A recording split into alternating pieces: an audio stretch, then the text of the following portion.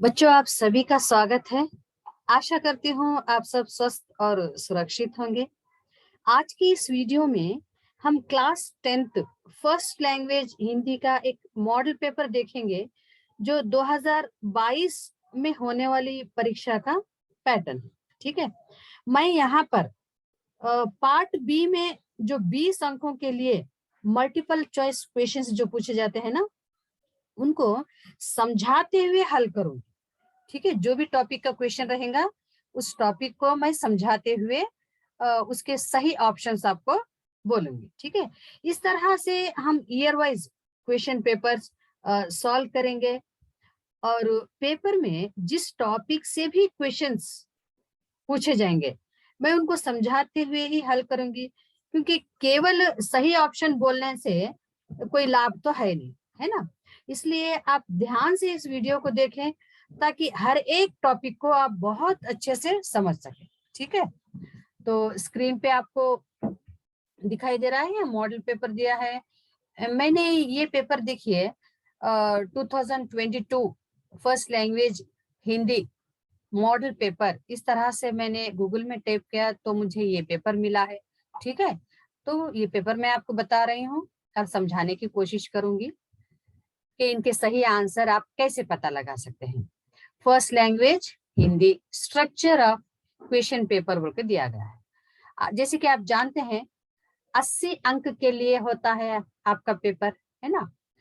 तो 80 मार्क्स के लिए, तो यहाँ पर 60 मार्क्स जो होते हैं वो क्वेश्चन आंसर्स हो चाहे गद्यांश हो, है ना, अनसीन पैसेज अनसीन पोएम्स जो होते हैं वहां से इस तरह के क्वेश्चन पूछे जाते हैं जो 60 मार्क्स के लिए होते हैं। और 20 मार्क्स के जो होता है वो है मल्टीपल चॉइस क्वेश्चंस होते हैं, जहां पर आपको व्याकरण से संबंधित प्रश्न पूछे जाते हैं। ठीक है, तो आप भी ये पेपर देख सकते हैं या तो आप स्क्रीनशॉट ले सकते हैं।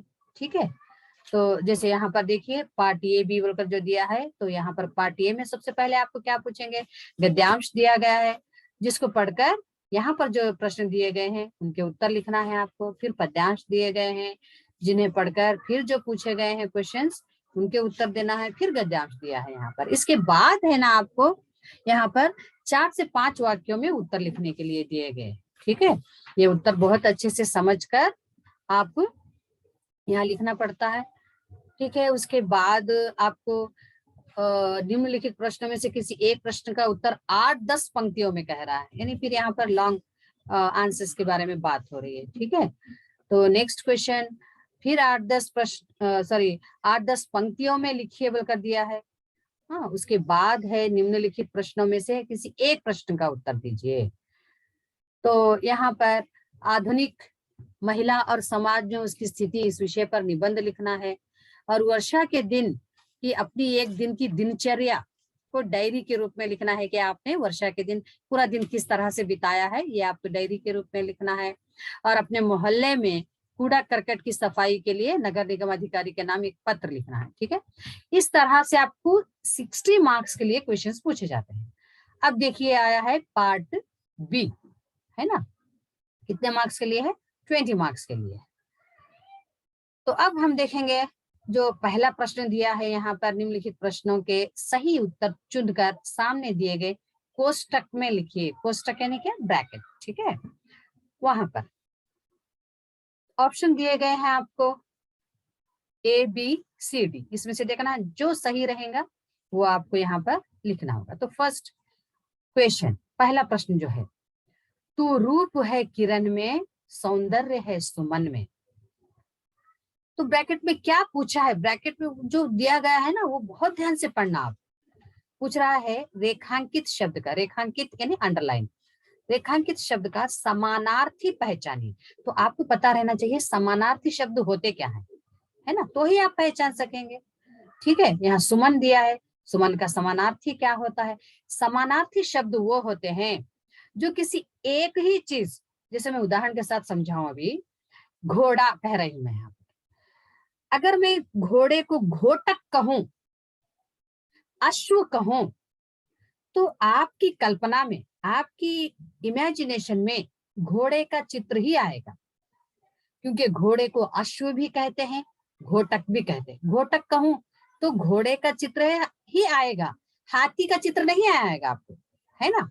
यानी एक ही चीज को अलग अलग नाम से हम बोलते हैं। ये समानार्थी शब्द को पर्यायवाची शब्द भी कहते हैं। यहाँ पर आप कंफ्यूजन क्रिएट नहीं होना आपको, ठीक है। तो इस तरह से सुमन, सुमन को क्या कहते हैं? फूल कहते हैं, पुष्प कहते हैं, है ना।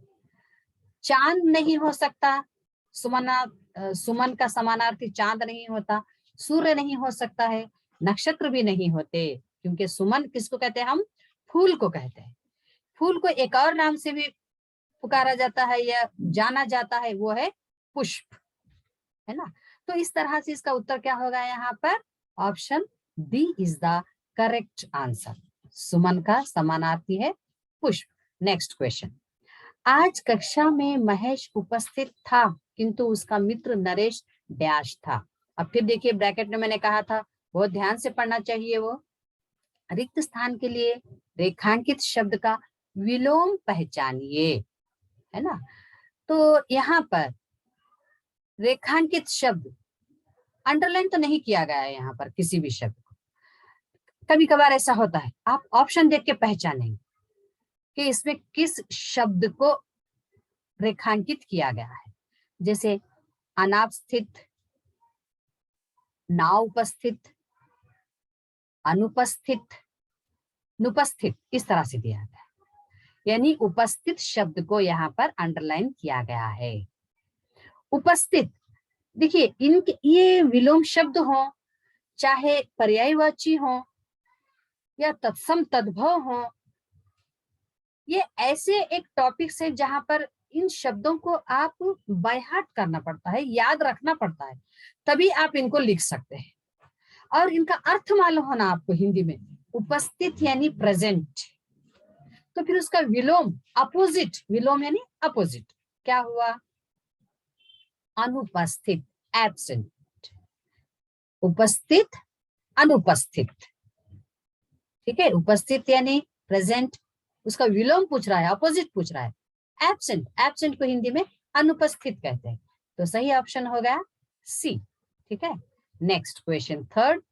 दिनकर जी ने महत्वपूर्ण पदों पर कार्य किया है। तो क्या पूछ रहा है यहाँ पर? रेखांकित शब्द के भिन्नार्थ पहचानिए। अब ये भिन्नार्थ क्या होते हैं? बहुत सारे बच्चों को मैंने देखा है भिन्नार्थ पूछता है तो पर्यायवाची लिखते हैं, है ना। ऐसा नहीं है, भिन्नार्थ अलग ही है। अब भिन्नार्थ किसे कहते हैं ये आपको अच्छे से मालूम होना चाहिए। भिन्न यानी अलग, भिन्न यानी अलग, अर्थ यानी मीनिंग। तो अब यहाँ पर एक ही शब्द दिया जाता है लेकिन उनके अर्थ अलग अलग लेते हैं, हम उनके अर्थ अलग लेते हैं, जिसको मैं एक उदाहरण के साथ आपको समझाऊंगी, ठीक है। आसमान, आसमान को हम अंबर कहते हैं और कपड़े को भी हम अंबर कहते हैं। जैसे नीलांबर या आसमान, अंबर आज नीला है, अंबर तो हमेशा नीला ही रहता है, अंबर नीला है। फिर ये कहूं मैं, उस बच्चे ने नीलांबर पहने हैं, ठीक है। तो देखिए दो हो गया यहाँ पर, उस बच्चे ने जो कपड़े पहने हैं उन अंबर का, उन कपड़ों का रंग नीला है, और आसमान अंबर का रंग नीला है। एक और उदाहरण लो, देखिए अंक, अंक ये तो सबको पता है, अंक यानी मार्क्स, ठीक है। अंक का एक और अर्थ होता है, भिन्न अर्थ होता है, भिन्न यानी अलग, एक और अर्थ होता है, वो है गोद। ये उदाहरण देखिए फिर कैसा है। महेश ने परीक्षा में अच्छे अंक लिए, ठीक है, यानी महेश ने अच्छे मार्क्स लिए हैं। भिन्न कैसा हो रहा है इसका? माँ ने अपने अंक में बच्चे को सुलाई है, बच्चे को बिठाई है। यानी यहाँ पर महेश ने अच्छे मार्क्स लिए हैं तो भी हम कह रहे हैं, अंक कह रहे हैं, और माता की जो गोदी है उसको भी हम अंक कह रहे हैं। समझ रहे हैं आप लोग? तो यहाँ पर भिन्न अर्थ देते हैं, एक ही शब्द होता है मगर अर्थ भिन्न अगर हो तो उनको हम भिन्नार्थ कहते हैं। अब यहाँ पर पद दिया गया है, अंडरलाइन किया गया है, यहाँ पर रेखांकित। आपको यहाँ पर ऑप्शन में देखना है कि क्या सही हो सकता है, कि पद के भिन्नार्थ क्या है, दो अर्थ क्या हो सकते हैं। तो यहाँ पर देखिए बी ऑप्शन सही है। ये आहदा बोल के दिया है, वो ओहदा है। ओहदा यानी पद, पोस्ट, है ना, वो किस ओहदे पर है ना, किस पोस्ट पर है। एक और होता है दूसरा अर्थ शब्द। शब्द को भी हम देखिए, यही शब्द अगर वाक्य में जब प्रयोग होता है तो पद कहते हैं, है ना। जैसे कि महत्वपूर्ण एक पद है, दिनकर पद होगा, कार्य पद होगा, है ना। जो शब्द होते हैं उनको भी हम पद कहते हैं और ओहदे को भी हम पद कहते हैं। इस तरह से थर्ड क्वेश्चन का जो आंसर है वो क्या हो गया, ऑप्शन बी। फोर्थ क्वेश्चन देखें, कांतम ने डैश किया। तो यहाँ पर क्या पूछ रहा है, रिक्त स्थान के लिए सही वर्तनी युक्त शब्द पहचानिए। वर्तनी यानी स्पेलिंग्स, ठीक है। तो यहाँ पर स्पेलिंग मिस्टेक हुई, ऐसा एक क्वेश्चन दिया जाता है जिसमें स्पेलिंग मिस्टेक्स होते हैं। आपको सही स्पेलिंग वाले शब्द को चुनकर वहां लिखना रहता है, ठीक है। तो अब देखेंगे क्या है, प्रत्युत्तर, प्रति उत्तर, प्रत्युत्तर, प्रत्युत्तर, है ना। ये ऐसा क्वेश्चन है कि आपको पहले स्पेलिंग्स करेक्ट मालूम रहना, किस शब्द के क्या स्पेलिंग्स होते हैं, है ना, तो ही आप कर सकते हैं।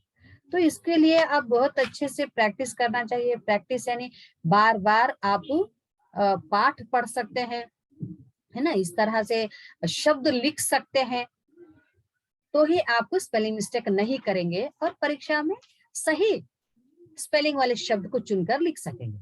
तो यहाँ पर सही स्पेलिंग्स चुनना था, वर्तनी यानी क्या, स्पेलिंग्स। तो सही ऑप्शन क्या है यहाँ पर, डी।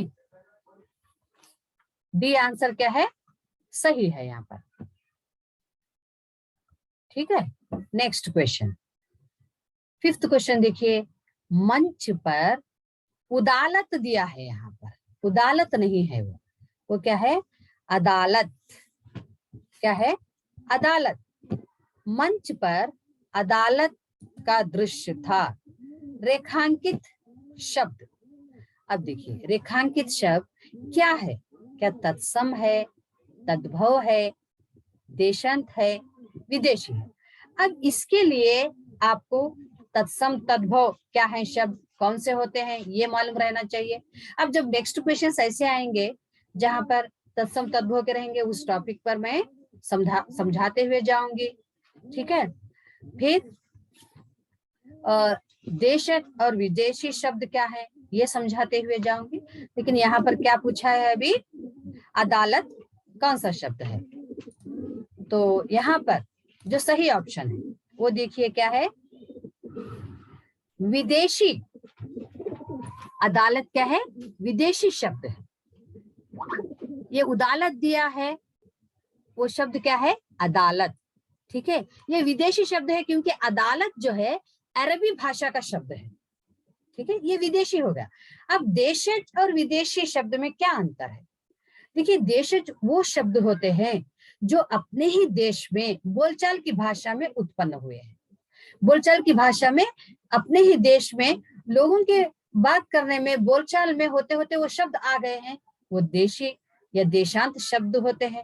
विदेशी शब्द जो हैं, जो विदेश से आए हैं, चाहे वो अंग्रेजी शब्द हो, पुर्तगाली शब्द हो, अरबी शब्द हो, फारसी शब्द हो, ये विदेशी शब्द होते हैं, ठीक है। तो यहाँ पर ये जो है अदालत विदेशी शब्द है क्योंकि ये अरबी भाषा का शब्द है। नेक्स्ट क्वेश्चन, क्वेश्चन नंबर 6, निम्न में से स्त्रीलिंग शब्द पहचानिए। देखिए स्त्रीलिंग शब्द पहचानना है आपको, सूर्य, चंद्रमा, तारा, पृथ्वी। एक बात ध्यान में रखिए बच्चों, हिंदी भाषा में केवल 2 ही लिंग पढ़ते हैं हम, स्त्रीलिंग, पुल्लिंग। लेकिन अन्य भाषा में 3 लिंग पढ़ते हैं। जैसे तेलुगु भाषा में देखिए स्त्रीलिंग, पुल्लिंग, नपुंसकलिंग। यानी नपुंसकलिंग में आपको निर्जीव वस्तुओं को वहां बताया जाता है, लेकिन हिंदी भाषा में ऐसा नहीं है। निर्जीव वस्तु जो होती है वो भी या तो स्त्रीलिंग में बताए जाते हैं या पुल्लिंग में बताए जाते हैं। लेकिन प्रश्न ये है कि आप कैसे पहचानेंगे कि ये शब्द स्त्रीलिंग है या पुल्लिंग है। यहाँ पर 2-3 बातें ध्यान में रखिए आप। स्त्रीलिंग शब्द अगर है तो वो ई की मात्रा से अंत होता है, ई की मात्रा से अंत होता है, तो वो स्त्रीलिंग है। दूसरी बात, ऐसे शब्द जिनको बहुवचन में बदलने पर चंद्र बिंदु या अन की मात्रा है तो समझना वो स्त्रीलिंग शब्द है। जैसे खिड़की, खिड़कियां, है ना, तो क्या आ गया यहाँ पर, चंद्र बिंदु आ गया, ये स्त्रीलिंग है ना। दूसरा ये, अगर आप हिंदी बहुत अच्छे से जानते हैं या मातृभाषा आपकी हिंदी या उर्दू है, तब भी आप एक और बात से भी अच्छे से पहचान सकते हैं। जैसे जो शब्द दिया गया है उसको बड़ा या बड़ी, अच्छा या अच्छी लगाकर। कैसे, नदी अच्छी है या अच्छा है कहेंगे, नदी अच्छी है तो स्त्रीलिंग हो गया। पहाड़ अच्छा है या अच्छी है, अच्छा है, पुल्लिंग है ना। तो दरवाजा, अगर मैं कहूँ दरवाजा अच्छा है या अच्छी है, बड़ा है या बड़ी है, दरवाजा बड़ा है कहेंगे या बड़ी है, बड़ा है, बड़ा है, पुल्लिंग है ना। इस तरह से भी आप पहचानने की कोशिश करेंगे। तो जैसे मैंने कहा यहाँ पर सूर्य, सूर्य एक तो यहाँ पर ई की मात्रा भी नहीं है, और यहाँ पर सूर्य बड़ा है या बड़ी है, बड़ा है, ठीक है, तो पुल्लिंग होगा। चंद्रमा अच्छा है, चंद्रमा अच्छी है, अच्छा है, पुल्लिंग होगा। तारा बड़ा है, बड़ी है, तारा बड़ा है, पुल्लिंग होगा। पृथ्वी बड़ी है या बड़ा है, पृथ्वी अच्छी है या अच्छा है ना। ई की मात्रा ये है यहाँ पर, है ना। इन सभी कारणों से यहाँ जो सही ऑप्शन होगा इस उत्तर का, क्या होगा, वो D option is the correct answer. ठीक है। नेक्स्ट क्वेश्चन 7, हमें प्रकृति का संरक्षण करना चाहिए, रेखांकित शब्द में उपसर्ग पहचानिए। ठीक है, यहाँ पर उपसर्ग दिया है। अब उपसर्ग और प्रत्यय, इनके लिए छोटी सी एक ट्रिक समझिए या हिंट मैं आपको अभी जो दे रही हूँ, समझने की कोशिश करिए। हिंदी वर्णमाला में आ से लेकर श्रा तक जो अक्षर है, वर्ण है, उसमें उ पहले आता है या प पहले आता है, उ पहले आते हैं, आ ई उ, है ना। तो उ पहले आता है तो वो उपसर्ग, यानी शब्द के पहले अगर शब्दांश लगते हैं, यानी कोई शब्द है वो शब्द से पहले ही शब्दांश, शब्दांश यानी शब्द का एक अंश, अंश यानी एक हिस्सा, छोटा सा हिस्सा लगकर उस शब्द के अर्थ को बदल देता है ना। तो वो होता है, शब्द से पहले अगर लगा उपसर्ग होता है ना, क्योंकि वर्णमाला में उ पहले आ रहा है ना। उपसर्ग पहचानने के लिए कह रही हूँ बस मैं। प्रत्यय उ के बाद आता है, इसलिए प्रत्यय शब्द के अंत में लगता है, यानी एक शब्द है उसके अंत में शब्दांश, अंश लगता है, शब्द का एक छोटा सा हिस्सा लगता है। और बहुत सारे बच्चों को मैंने देखा है, उपसर्ग अलग कीजिए या प्रत्यय अलग कीजिए तो क्या करते हैं, 2 अक्षर इधर कर दिए, 2 अक्षर इधर कर दिए, बस हो गया ये उपसर्ग। ऐसा नहीं है। आप जब उपसर्ग या प्रत्यय अलग करते हैं, जो शब्द बच गया है वो शब्द अर्थपूर्ण होना चाहिए, मीनिंगफुल वर्ड होना चाहिए वो, समझे। ऐसा नहीं कि इधर आधा कर दिए, इधर आधा कर दिए, चलो ये उपसर्ग होगा ये प्रत्यय होगा, नहीं। जो आप अलग करके जो बचा हुआ शब्द है, उपसर्ग अलग करे जो शब्द बच गया, और प्रत्यय अलग किए जो शब्द बच गया है, वो शब्द अर्थपूर्ण होना चाहिए। ठीक है, आशा करती हूँ आप समझ रहे हैं उपसर्ग और प्रत्यय कैसे अलग करना चाहिए, कैसे पहचानना चाहिए। अब देखिए यहाँ पर संरक्षण कह रहा है, इसमें उपसर्ग पहचानना है आपको। ठीक है, स क्या सही है? स उपसर्ग लगा है यहाँ पर, यहाँ तो हम की मात्रा दी गई, इसलिए स तो नहीं हो सकता। ठीक है, सर, सी ऑप्शन देखिए, सर, क्या यहाँ सिर्फ सर है, हम की मात्रा है? ये नहीं हो सकता। अच्छा, क्ष, क्या क्ष लगा हुआ है यहाँ पर? क्या क्ष को अलग कर देंगे आप तो क्या लिखें? समरण हो जाता, ये लिखेंगे, कोई मीनिंग तो है ही नहीं यहाँ पर। तो क्या होगा?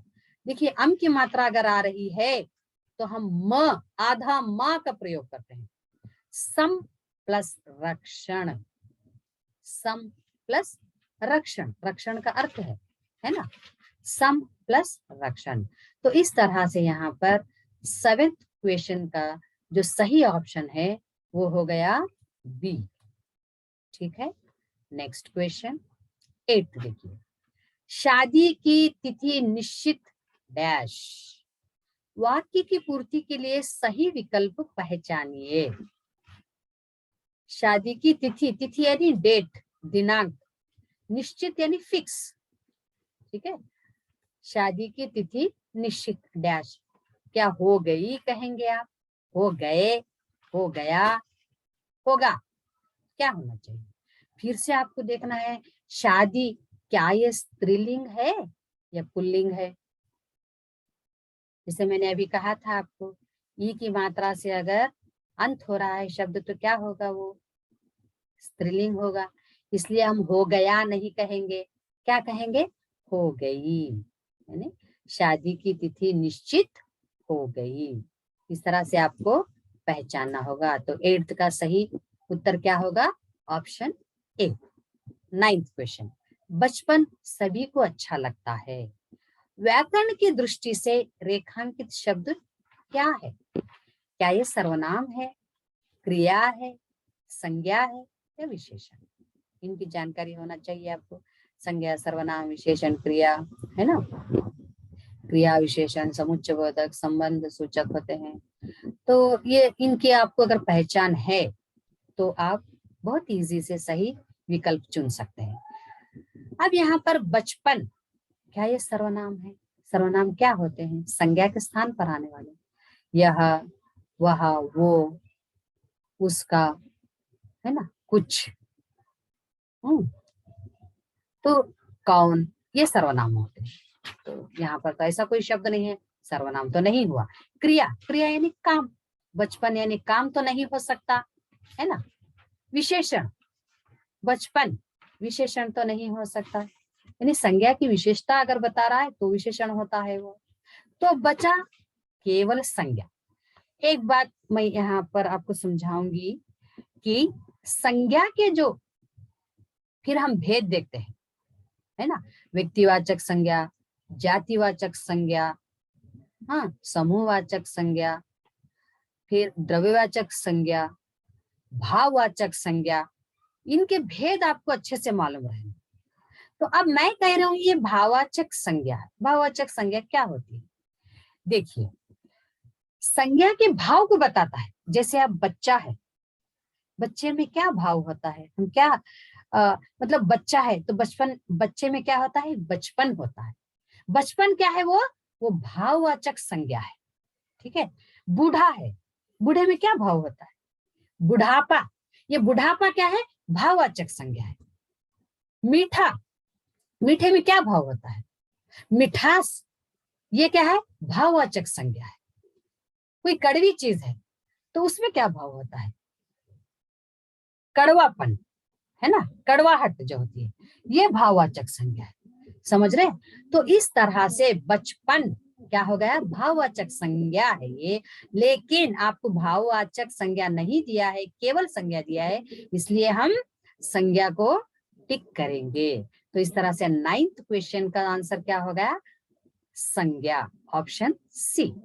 नेक्स्ट क्वेश्चन देखिए, 10th वन, मैंने ही प्रश्न का उत्तर दिया, मैंने ही प्रश्न का उत्तर दिया, निपात पहचानिए। तो निपात क्या है? देखिए, अगर मैं कहूं तुम्हें ही गांव जाना है, तुम्हें ही गांव जाना है, मुझे सिर्फ 10 रुपए दीजिए, मुझे केवल 10 रुपए दीजिए। ठीक है, मैं ऐसे कह सकती हूँ मुझे 10 रुपए दीजिए, तो भी सही है वाक्य। तुम्हें गांव जाना है तो भी सही है। फिर मैं ऐसा क्यों कह रही हूँ, तुम्हें ही गांव जाना है, मुझे केवल 10 रुपए दीजिए, सिर्फ तुम जाओ, है ना। तो ध्यान में रखिए, किसी वाक्य पर, किसी बात पर हम ज्यादा जोर देना चाहते हैं तो वहां पर जिन शब्दों का प्रयोग होता है वो निपात कहलाते हैं, वो निपात कहलाते हैं। जैसे मैंने ही प्रश्न का उत्तर दिया, मैंने प्रश्न का उत्तर दिया, ये भी सही होता था, लेकिन मैंने ही, यानी मैंने, इस बात पर ज्यादा जोर देना है, इसलिए हम यहाँ क्या लगाए हैं, ही। तो इसको हम क्या कहते हैं, निपात कहते हैं, इसको हम निपात कहते हैं।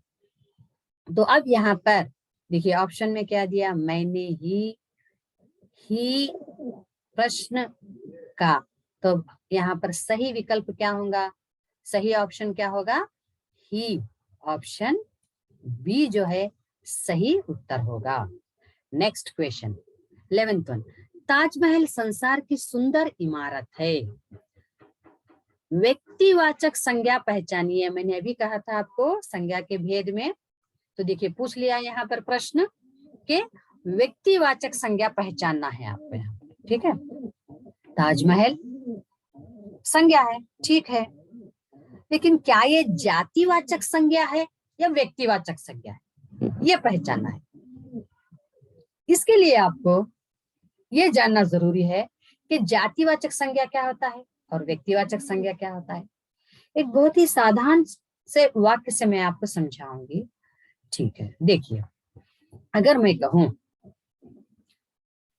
लड़का खेल रहा है, लड़का खेल रहा है, फिर मैं कहूं कि राजेश खेल रहा है, राजेश खेल रहा है, लड़का खेल रहा है, तो यानी समस्त पूरे जाति को, यहाँ जाति यानी धर्म नहीं लेते हम, यानी उस ग्रुप को बताया जा रहा है यहाँ पर, जाति यानी लड़का, कोई भी लड़का हो सकता है, तो उसको हम जातिवाचक कहते हैं।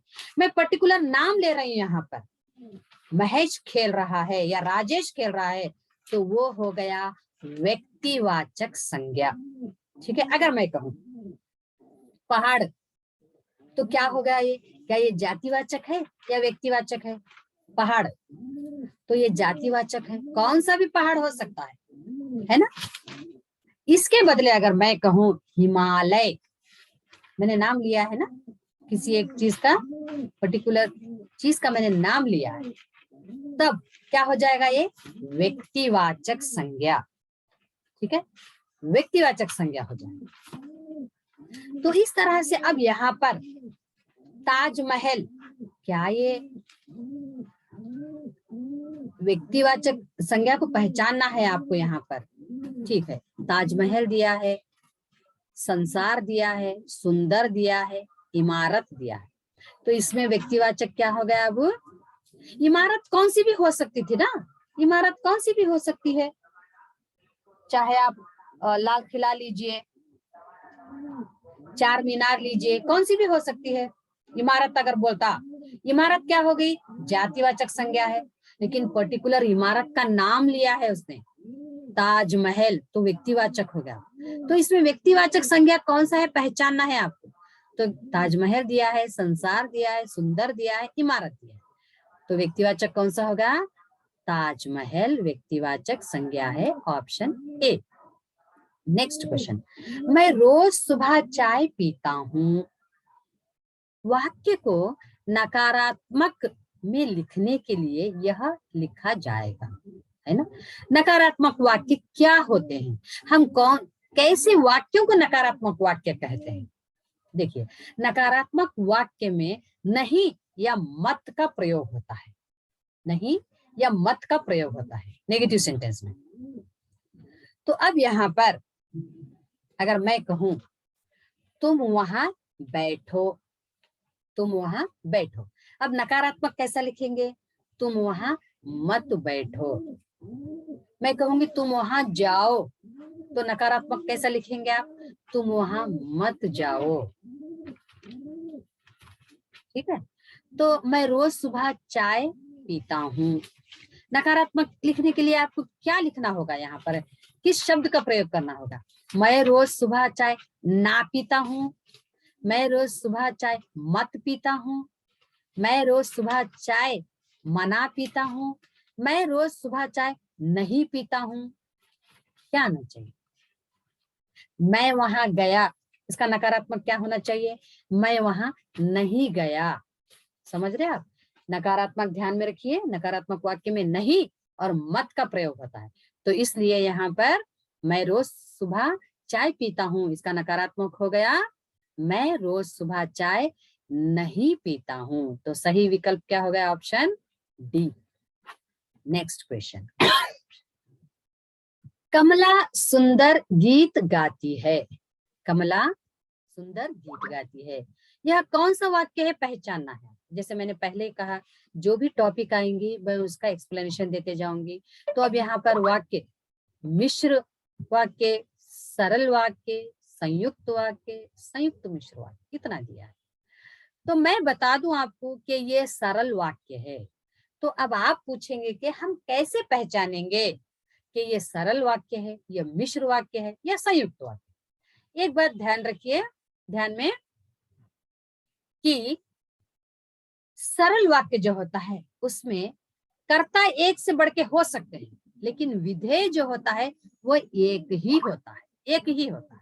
यानी काम करने वाले कितने भी हो सकते हैं, कर्ता यानी जो काम कर रहा है, लेकिन विधेय उनके बारे में जो बोला जाता है ना, वो एक ही होता है। जैसे कमला सुंदर गीत गाती है, कमला ये कर्ता हो गया, सुंदर गीत गाती है ये विधेय हो गया।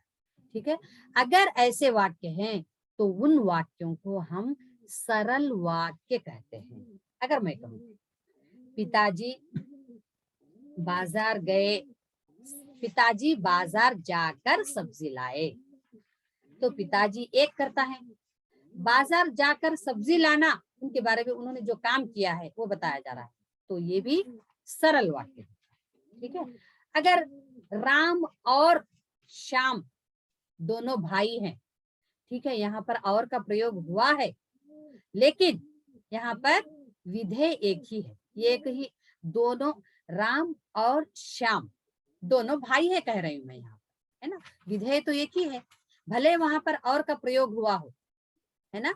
तो ध्यान में रखिए, सरल वाक्य में कर्ता एक से बढ़कर हो सकते हैं, लेकिन विधेय जो होता है वो एक होता है। तो वैसे वाक्यों को हम क्या कहते हैं? सरल वाक्य कहते हैं। तो इस तरह से इसका सही ऑप्शन हो गया बी। Next question. अध्यापक ने पाठ पढ़ाया, काल पहचानना है। काल यानी टेंस, है ना, वर्तमान काल, भूतकाल, भविष्य काल, इसकी जानकारी तो आपको है और होना चाहिए। ठीक है। तो अध्यापक ने पाठ पढ़ाया, क्या ये काम हो गया, होने वाला है या हो रहा है? अध्यापक ने पाठ पढ़ाया यानी ये काम हो गया है, काम हो गया है। जब काम हो गया है तो उसको हम भूतकाल कहते हैं। जो काम हो रहा है अभी, हम उसको वर्तमान काल कहते हैं, और आगे काम होगा तो हम उसको भविष्य काल कहते हैं। ठीक है। अध्यापक ने पाठ पढ़ाया, काम हो गया है यहाँ पर, तो ये है भूतकाल। अगर इसको भविष्य में लिखेंगे तो कैसे लिखते थे? अध्यापक पाठ पढ़ाएंगे, तो भविष्य होता था। अगर वर्तमान में लिखते तो क्या होता था? अध्यापक पाठ पढ़ा रहे हैं, तो होता था वो वर्तमान। लेकिन यहाँ पर तो जो वाक्य दिया गया है, अध्यापक ने पाठ पढ़ाया यानी क्रिया हो गई है, जो क्रिया हो गई है उसको हम भूतकाल कहते हैं। तो इस तरह से यहाँ पर 14th क्वेश्चन का सही आंसर होगा ऑप्शन ए। ठीक है। नेक्स्ट क्वेश्चन 15th देखिए। चोर को हथकड़ी पहनाई गई, चोर को हथकड़ी पहनाई गई। क्या पूछ रहा है? रेखांकित शब्द का सही विग्रह पहचानिए। सही विग्रह पहचानिए। विग्रह किसमें करते हैं हम? संधि या समास? संधि में विच्छेद करते हैं, अलग करके जब लिखा जाता है तो उनको विच्छेद कहते हैं। लेकिन समास में अगर आप उनको अलग करके, शब्द को अलग करके लिख रहे हैं तो वो क्या होता है? विग्रह कहलाता है ना। अब देखिए हथकड़ी, तो यहाँ पर सही विग्रह पहचानना है आपको। हाथ से कड़ी, हाथ की कड़ी, हाथ और कड़ी, हाथी के लिए कड़ी। कभी भी विग्रह करने के लिए आपको इस बात की जानकारी रहना कि जो शब्द दिया गया है वो कौन सा समास है, वो कौन सा समास है, तो ही आप सही विग्रह कर सकते हैं। तो अब यहाँ पर जो शब्द दिया गया है हथकड़ी, ये तत्पुरुष समास है। इससे पहले मैंने जैसे कहा जो टॉपिक कहेंगे मैं समझाते जाऊंगी। अगर द्वंद्व समास आता, द्वंद्व समास का उदाहरण आता तो मैं यहाँ पर आपको द्वंद्व समास क्या है समझाती, है ना। बहुव्रीहि समास का उदाहरण आता तो बहुव्रीहि समास क्या है मैं आपको समझाती। तो यहाँ पर तत्पुरुष समास का उदाहरण आया है इसलिए मैं तत्पुरुष समझा रही हूँ आपको। तत्पुरुष समास क्या है, नियम याद करने की जरूरत नहीं है। इतना भी अगर आप ध्यान में रख रहे हैं कि जो शब्द है, इन शब्दों को जब हम अलग करके लिखते हैं तो इनमें कारक का प्रयोग होता है। कारक, इसके लिए कारक आपको याद रखना है। कर्ता ने कर्म को करण से, है ना, तो इस तरह से जो कारक है वो याद रखना होगा आपको। हथकड़ी, तो हथकड़ी को अगर हम अलग करके कारक चिन्ह का प्रयोग करके लिखेंगे तो क्या आएगा? हाथ से कड़ी, ये सही नहीं है। हाथ और कड़ी नहीं हो सकता, है ना, हाथ और कड़ी नहीं होता। और का प्रयोग तो आप जानते हैं द्वंद्व समास में होता है। और हाथी के लिए कड़ी, ये नहीं हो सकता है। हाथी के लिए कड़ी तो नहीं होता। हथ यानी हाथ है ना, तो इसलिए सही ऑप्शन क्या होगा? हाथ की कड़ी, हाथ की कड़ी। ठीक है, हथकड़ी होता है हाथ की कड़ी, इसलिए सही ऑप्शन होगा ऑप्शन बी। ठीक है, नेक्स्ट क्वेश्चन। विद्यार्थी मैदान डैश खेलते हैं। रिक्त स्थान के लिए उपयुक्त कारक, देखिए यहाँ पर कारक आ गया। तो अब विद्यार्थी मैदान डैश खेलते हैं, विद्यार्थी मैदान से खेलते हैं या विद्यार्थी मैदान को खेलते हैं या विद्यार्थी मैदान ने खेलते हैं या विद्यार्थी मैदान में खेलते हैं, है ना। अब में ये कौन सा कारक है? अगर ऐसा पूछता तो आपको फिर कारक याद रहना ही चाहिए, अधिकरण में पर, है ना। तो इस तरह से यहाँ पर विद्यार्थी मैदान में खेलते हैं। ठीक है, तो 16th क्वेश्चन का सही ऑप्शन हो गया यहाँ पर ऑप्शन बी। नेक्स्ट, लड़का धीरे धीरे चल रहा था। वाक्य में रेखांकित शब्द क्या है पहचानना है। धीरे धीरे चल रहा था, क्रिया है ये, क्रिया यानी काम। लड़का धीरे धीरे चल रहा था, चलना काम है, धीरे धीरे तो काम नहीं है ना। क्रिया क्या है यहाँ? चल रहा था, तो ये ऑप्शन गलत हो गया। ठीक है, नेक्स्ट, संबंध बोधक, क्या ये धीरे धीरे संबंध बोधक है? संबंध बोधक नहीं है। देखिए फिर सी ऑप्शन यहाँ पर समुच्चय बोधक, क्या यहाँ पर समुच्चय बोधक धीरे धीरे क्या समुच्चय बोधक है? नहीं है। क्या ये क्रिया विशेषण है? देखिए चल रहा था, एक बात अच्छे से ध्यान में रखें आप, बच्चे यहाँ पर बहुत कंफ्यूज होते हैं। विशेषण और क्रिया विशेषण में अंतर क्या है ना। क्रिया विशेषण और विशेषण में अंतर क्या है?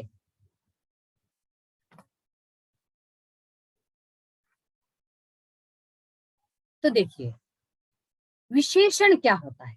संज्ञा की विशेषता बताता है। विशेषण संज्ञा की विशेषता बताता है। ठीक है।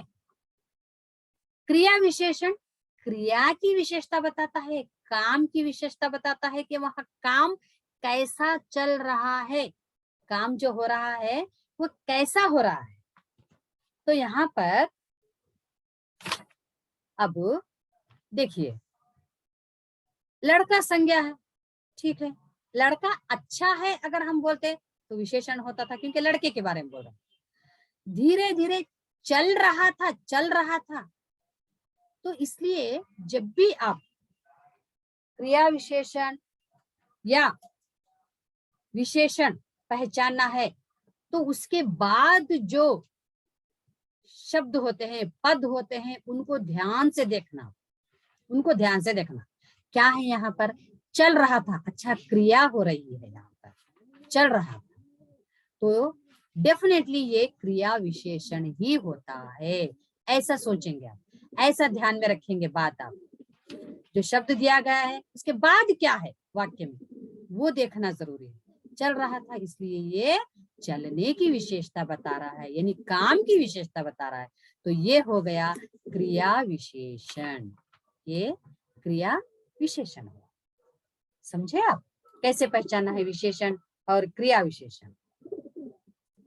अगर मैं कहूँ राजेश अच्छा लड़का है, अच्छा के बाद क्या आया? लड़का आया, यानी संज्ञा आया, तो वो विशेषण है।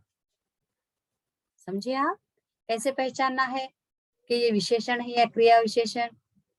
तो इस तरह से यहाँ पर धीरे धीरे चल रहा है, क्रिया विशेषण हुआ। तो इसका सही उत्तर क्या हो गया है? Option D. नेक्स्ट क्वेश्चन, जब अध्यापक कक्षा में आए, डैश सारे छात्र खड़े हो गए। देखिए, रिक्त स्थान के लिए उपयुक्त शब्द पहचानिए। तो क्या आना चाहिए यहाँ पर? जब अध्यापक कक्षा में आए लेकिन सारे छात्र खड़े हो गए, परंतु सारे छात्र खड़े हो गए, तो सारे छात्र खड़े हो गए, तथापि सारे छात्र खड़े हो गए। यानी यहाँ पर लेकिन, परंतु, तो, तथापि, ये क्या कहलाते हैं? ये क्या कहलाते हैं? ये सारे शब्द समुच्चय बोधक अव्यय कहलाते हैं, है ना। लेकिन आपको इन समुच्चय बोधक अवयवों में सही विकल्प क्या है चुनना है। वो तो वाक्य पढ़े तो आपको अच्छे से समझ में आएगा। जब अध्यापक कक्षा में आए लेकिन सारे छात्र खड़े हो गए, ये तो नहीं कहेंगे हम। क्या कहेंगे? जब अध्यापक कक्षा में आए तो सारे छात्र खड़े हो गए। तो 18th का सही ऑप्शन क्या हो गया? Option C. लास्ट क्वेश्चन देखिए, यहाँ पर क्या है? निम्नलिखित शब्दों को वाक्य में प्रयोग करना है। संतोष और विश्वास दिया है। संतोष यानी क्या? खुशी, प्रसन्नता, है ना। विश्वास यानी भरोसा। जब तक आप इन शब्दों का सही अर्थ नहीं पहचानेंगे, आप वाक्य में प्रयोग भी नहीं कर सकते। इसलिए आपको क्या करना होगा कि जो शब्दार्थ दिए जाते हैं, पाठ हो या कविता हो, इनके बाद जो शब्दार्थ दिए जाते हैं उनको ध्यान से पढ़िए, ताकि आपको इन शब्दों का अर्थ मालूम हो सके और इनको वाक्य में प्रयोग कर सके, है ना। विश्वास, इसका वाक्य कैसे बनाएंगे आप? हमें किसी का भी विश्वास नहीं तोड़ना चाहिए, है ना। तो आपको जब तक अर्थ नहीं मालूम होगा, आप वाक्य नहीं बना सकते, सही वाक्य नहीं बना सकते। तो इसके लिए आपको शब्दों के अर्थ पढ़ने होंगे। ठीक है बच्चों, आशा करती हूं मैं कि आपको ये वीडियो अच्छा लगा होगा, और साथ में जो यहाँ पर समझाई गई हैं सारी चीजें आप बहुत ध्यान से सुने होंगे, समझे होंगे, है ना। और हम अगली वीडियो में एक और क्वेश्चन पेपर हम फिर से उनके अर्थ के साथ, यानी उनको समझते हुए दूसरा प्रश्न पत्र हल करने की कोशिश करेंगे। देखिए, मैंने जो ऑप्शन टिक नहीं किए थे उस समय मैंने यहाँ पर फिर उनको टिक कर रही हूँ, ध्यान से देखिए। ठीक है, तो डी ऑप्शन था इसका, फोर्थ वन है ना, वर्तनी जो शुद्ध करना था। तो फिर मिलेंगे अगले वीडियो में, तब तक के लिए खुश रहिए, स्वस्थ रहिए, धन्यवाद।